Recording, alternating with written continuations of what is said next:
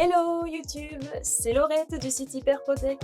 Aujourd'hui dans cette nouvelle vidéo, je vais vous présenter le pistolet Canik SFX Rival Competition. On va revenir sur l'origine de cette arme de défense. La marque Canik, elle tire son nom des monts Canik. C'est une chaîne de montagne qui est située dans la région de la mer Noire en Turquie. Canik ne fabrique que des armes à feu. On s'en sert surtout soit pour la défense, soit pour le tir professionnel, soit pour le tir de loisir. Elles sont distribuées aussi bien à l'armée turque qu'aux tireurs sportifs du monde entier. La création de la marque Canik, elle remonte à la fin des années 90.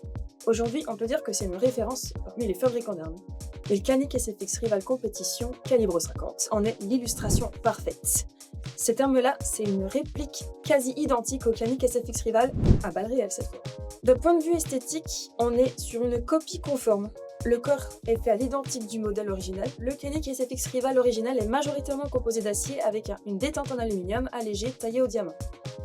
Comme vous le voyez, la réplique elle est équipée d'un embout de protection de filetage et contrairement à l'original, elle contient moins de barres de pression. La culasse est en métal et tout son corps est en polymère. La grosse différence entre les deux versions, c'est le type de munition. La réplique bénéficie du système Less Than Lethal, ou LTL. Comme son nom l'indique, elle est non létale. Donc elle ne tire que des balles en caoutchouc en calibre 50 de ce modèle-là.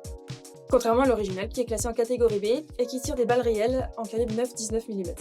Le Canik SFX Rival Competition existe en deux coloris, comme le modèle original en fait. Donc on a gris avec le talon doré, ou on a noir, tout simple. La prise en main, elle est instinctive. Pour les débutants comme moi, franchement, il n'y a pas à se poser de questions. Là, on a le système de visée.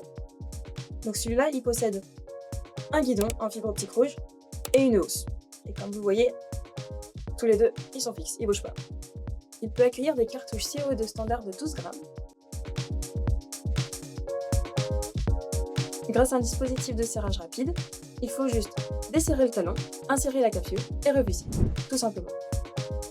Une capsule permet de tirer entre 12 et 15 coups. Vous pouvez recharger rapidement, ça vous évitera de vous interrompre pendant votre séance. Le canon, il est lisse, il permet une puissance de 18 joules. Ça veut dire qu'il classe le Canik parmi les plus puissantes armes à ce jour. La précision du tir Canik SFX Rival reste remarquable jusqu'à une distance comprise entre 10 et 15 mètres. Ça correspond à peu près à la distance utile qui est propre aux armes de défense. Le chargeur, il possède une capacité de 5 coups. C'est limité, mais ça permet de mieux se concentrer sur la précision. Les billes se placent dans le puits de chargement, qui se trouve là, sous le canon. Et par contre, petit tips pour les lampes laser, n'en prenez pas une qui soit trop grande, sinon vous ne pourrez pas accéder au puits de chargement. Prenez une lampe comme ça ira très bien, et vous avez accès au puits de chargement. Si vous avez aimé cette vidéo sur le pistolet de défense Canik SFX Rival, n'hésitez pas à poser des questions en commentaire, à laisser un petit pouce bleu et à vous abonner à la chaîne.